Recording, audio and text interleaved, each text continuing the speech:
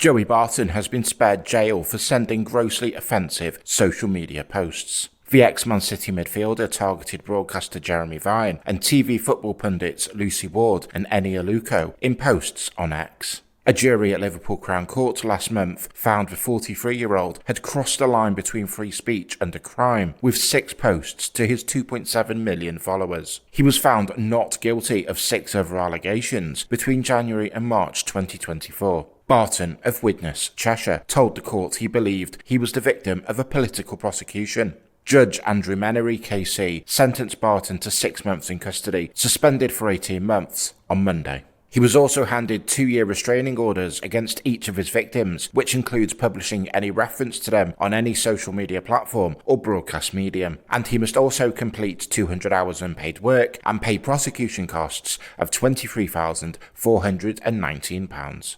Before turning to the particular facts of your case, it is right that I say something about the nature of these offences in the context of a modern liberal democracy that rightly places a high value on the principle of freedom of expression, including freedom of speech. As the jury was directed, such a freedom is a cornerstone of our society.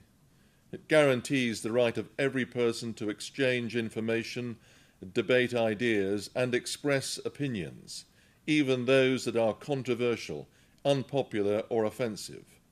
However, that freedom is not unlimited. It does not extend to communications which, judged objectively by the standards of a reasonable, fair-minded, and informed person in our contemporary, open, just, multiracial, equal, and diverse society, go so far beyond what is tolerable that they are properly described as grossly offensive.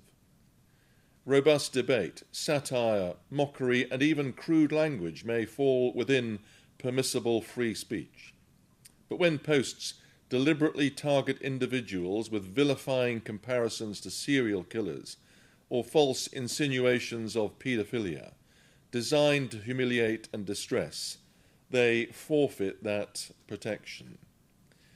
As the jury concluded, your offences exemplify behaviour that is beyond this limit, amounting to a sustained campaign of online abuse that was not mere commentary, but targeted, extreme, and deliberately harmful.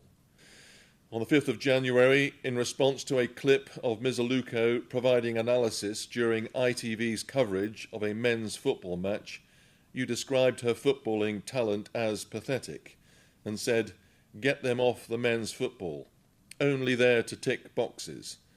This was a racially charged and sexist attack sent to your audience of millions. It asserted that a black female broadcaster held her position not through merit, but solely due to her race. A short time later, you published an image in which the faces of Ms. Aluko and Ms. Ward had been superimposed onto a well-known photograph of the serial killers Fred and Rose West, effectively equating 2 respected professional women with notorious murderers.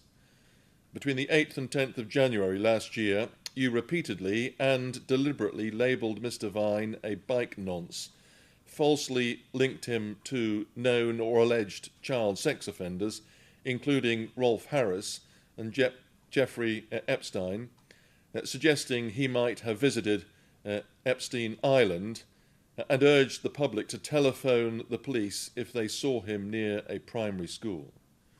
One post explicitly told followers, if you see this fella by a primary school, call 999.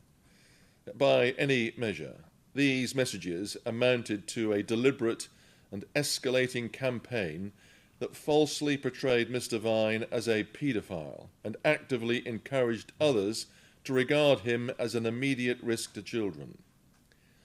Joseph Barton, will you stand up? Given the gravity, persistence and impact of this offending, I have no doubt that neither a fine alone nor a community order can be justified, and that the custody threshold is crossed. For each of these offences, I impose a suspended sentence order of 18 months duration. On counts 2 and 4, the racially aggravated offences, there will be custodial terms of 6 months, and on count 6, 8, 9 and 10, custodial terms of 4 months, all such terms to run concurrently, and all suspended for a period of 18 months. For the next 12 months, you will be subject to a rehabilitation activity requirement of up to 20 days, and you are required to complete 200 hours of unpaid work in the community.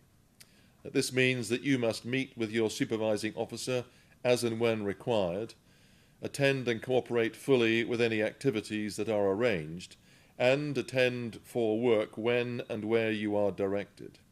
That, Mr. Barton, is the sentence of this court. In a few moments you'll be able to leave this courtroom, but don't leave the court building until you have been seen by probation at the probation office. All right? That concludes this exercise. You may now sit down.